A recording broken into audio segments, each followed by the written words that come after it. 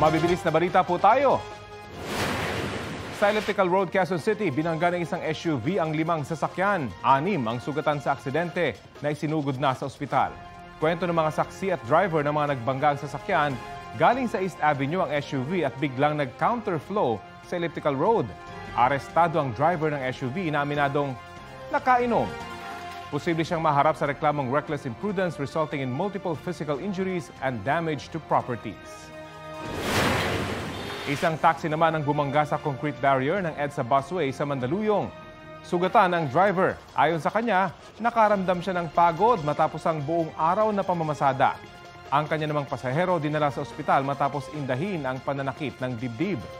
Paalala ng MMDA, huwag magmaneho kapag inaantok.